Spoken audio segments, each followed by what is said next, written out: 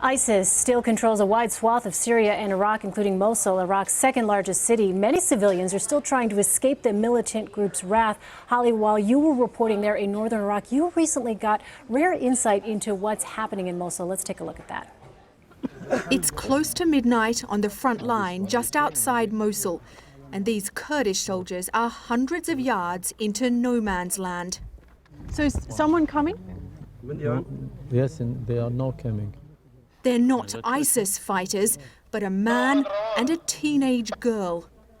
The man strips to his underwear to be searched, guarded by the Kurdish soldiers, who fear he could be a suicide bomber.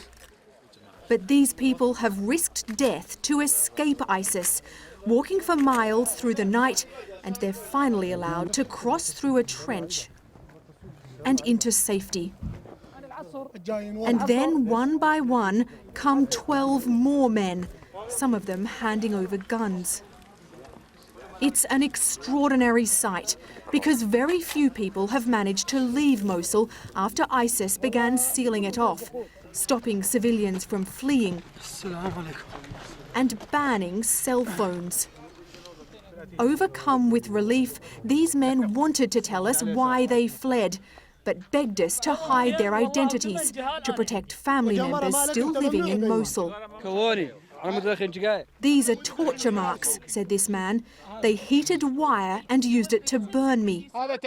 His only crime was smoking, illegal under ISIS and its harsh interpretation of Islamic law.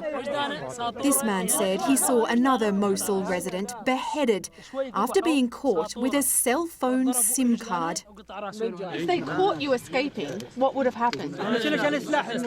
He told us 3 men were caught escaping just a few days ago, and ISIS hanged them in the street. They're a criminal gang, cried this man, and we've been surviving on water and bread. Is there any sign that ISIS is getting weaker?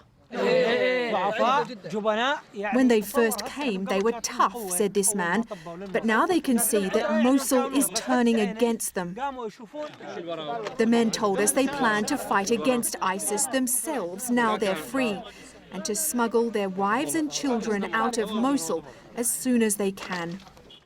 So, Holly, from people who have escaped, what is the feeling among those trapped in Mosul? Well, very few people are escaping. We witnessed this handful of people crossing over the front line late at night. But from what they told us, it certainly seems as if more and more people inside Mosul are turning against ISIS, are growing angry and frustrated with their very strict interpretation of Islamic law. And what that could mean is that it could be a little bit easier to retake Mosul when Iraqi ground forces eventually begin their offensive to recapture Iraq's second biggest city. And do we have any kind of time frame on when that is, that Iraqi forces could recapture Mosul? No. Various different Iraqi officials have said that the offensive perhaps may begin this year. We know that Iraqi National Army troops are moving into an area south of Mosul, but there are nowhere near the number that would be needed to retake the city. The US has said that they would need around 20 or 30,000 troops. And one US intelligence official recently told Congress that he doesn't expect that Mosul will be recaptured until next year. Wow. All right. Holly Williams, tremendous reporting. Thank you so much.